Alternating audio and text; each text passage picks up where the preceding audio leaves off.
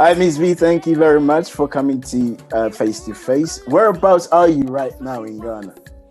I'm home right now. Where is Accra. home? Accra. Home is somewhere in the mountains in Abri.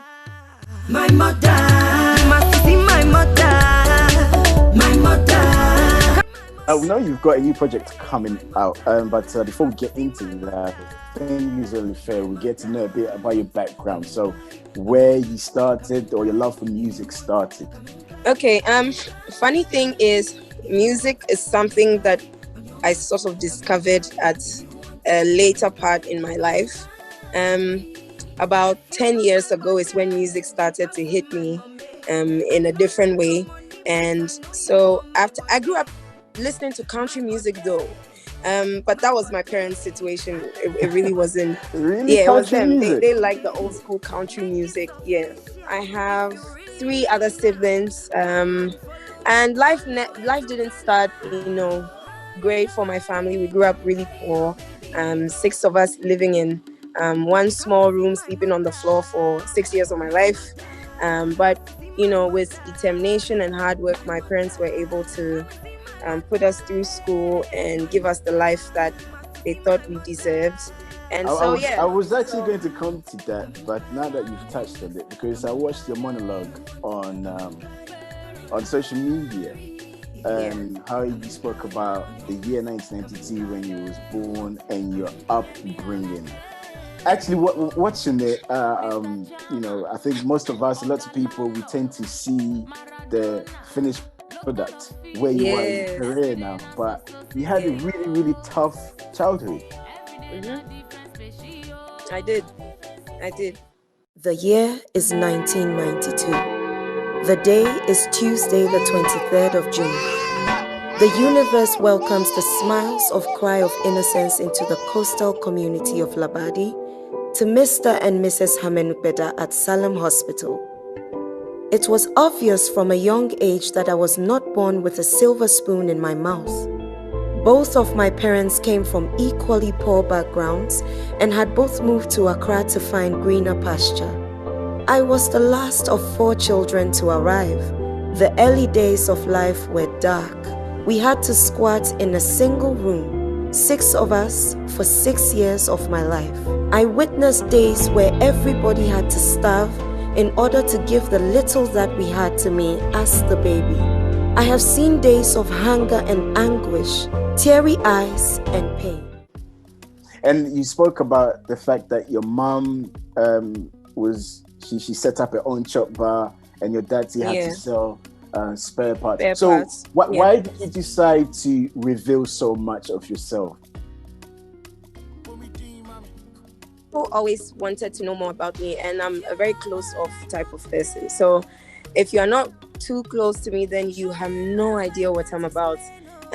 Even growing up at home, because of how reserved I was, my mom would always say, "Oh my goodness, Vera, I don't know what you're ever thinking. Are you even okay?" Because everything is always just here and by myself. When I got home from school, I went straight to my room, and I don't know why I was just like that. I am still like that, but because of the type of job I do now, I've learned to, sort of open up and be more sociable. But it was a struggle when I started music. My first 2 years, 3 years, people, a lot of the comments I was getting was that I was really rude.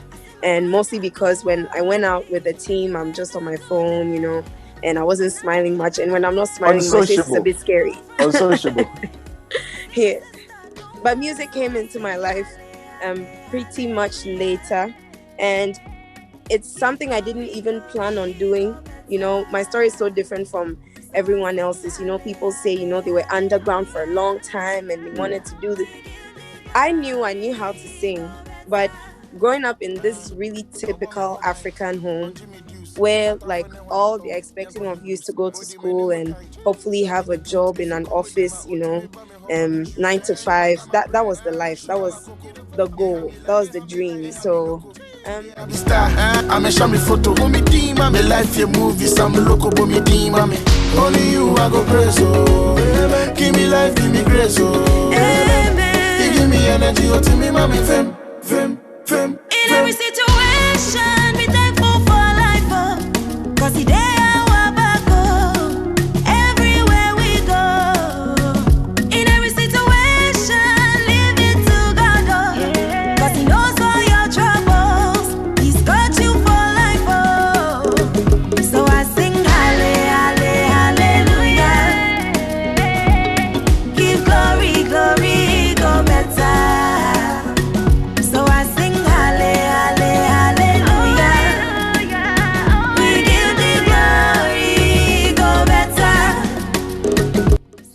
then when did you realize that you had talent to sing?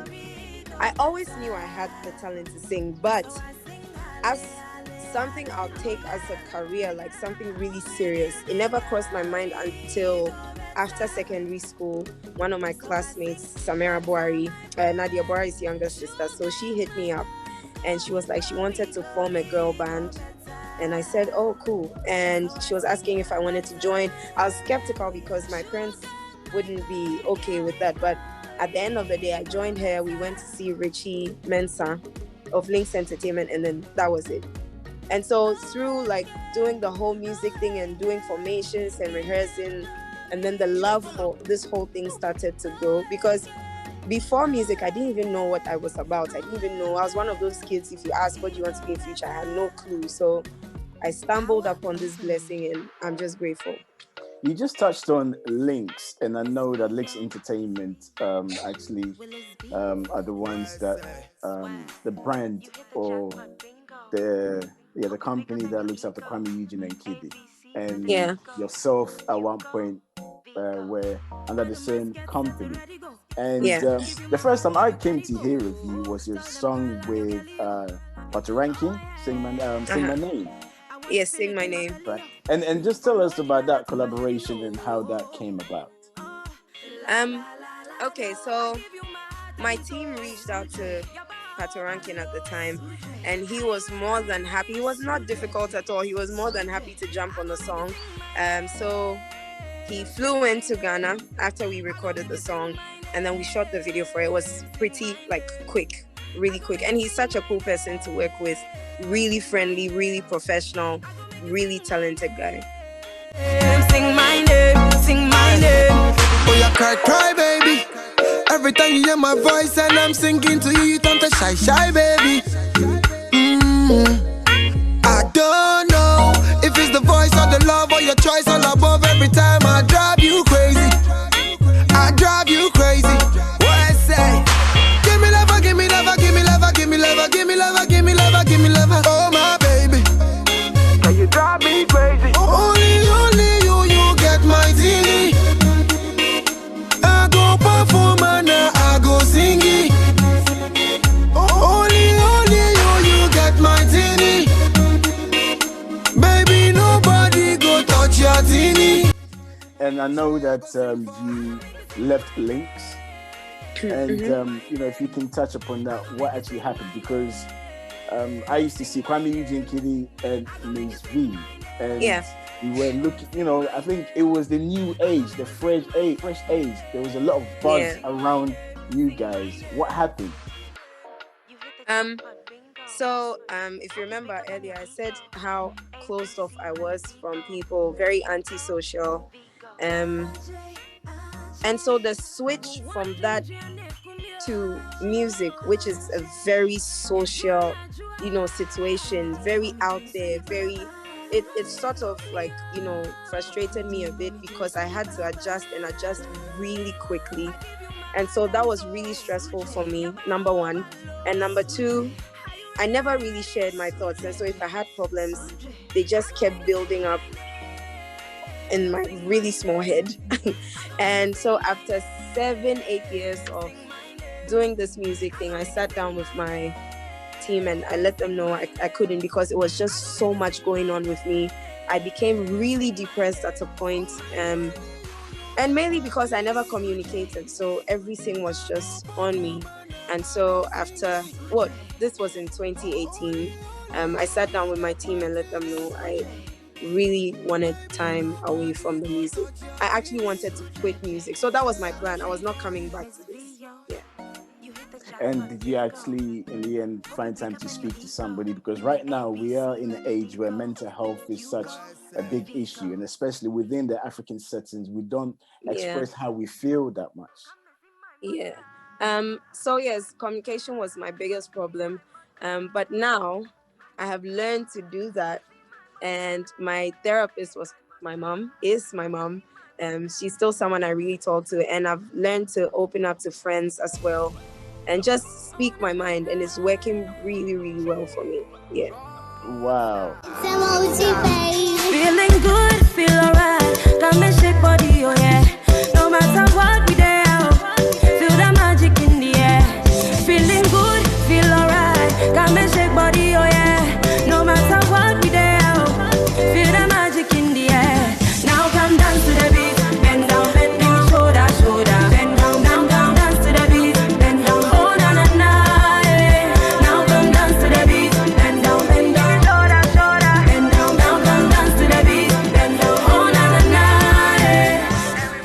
speaking of your mom, your song with Yemi Alade, come and see my mother? Come and see my mother. Come and see my mother. That's right. How did that collaboration come about as well with Yemi Alade?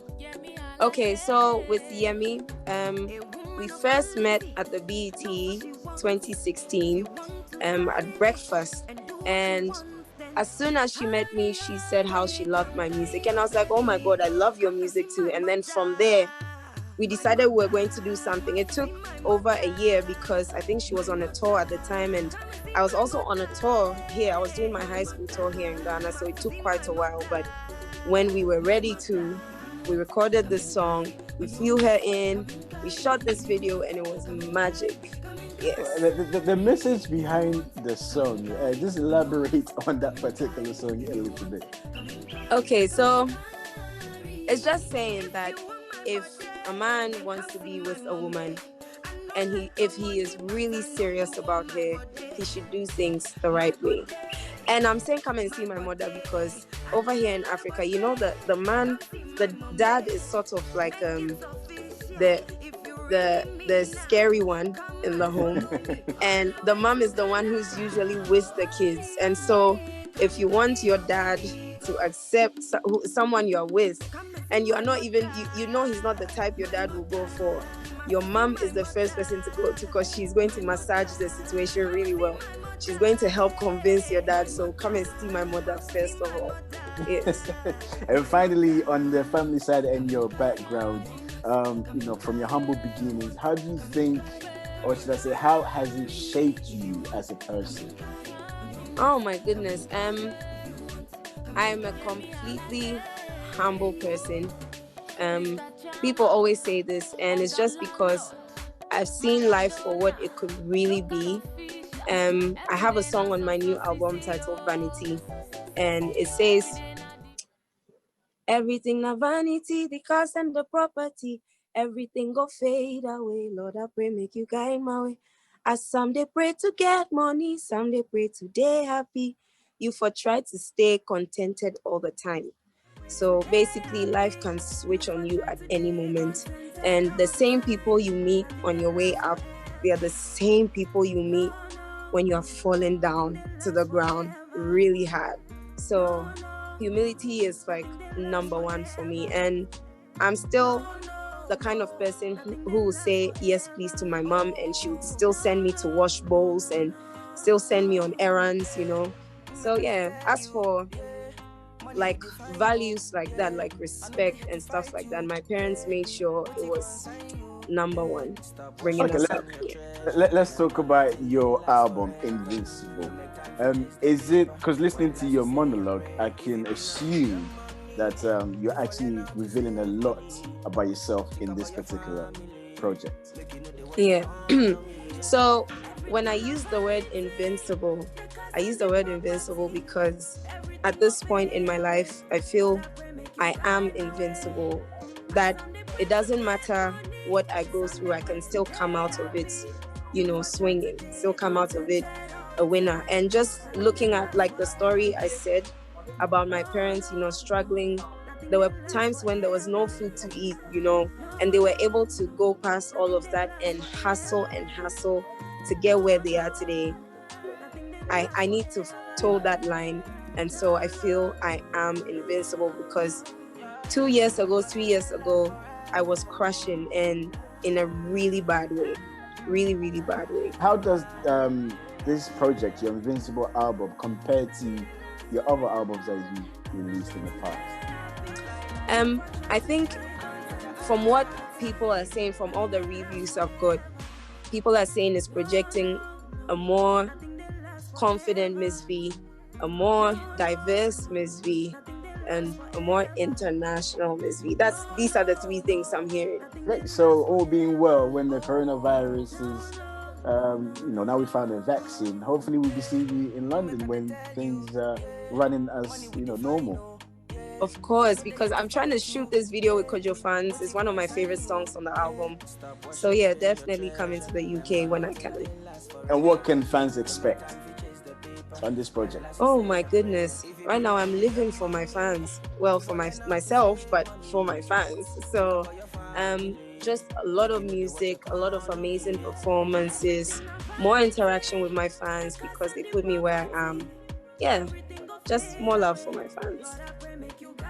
MzVee, Akpe. Maswakpo.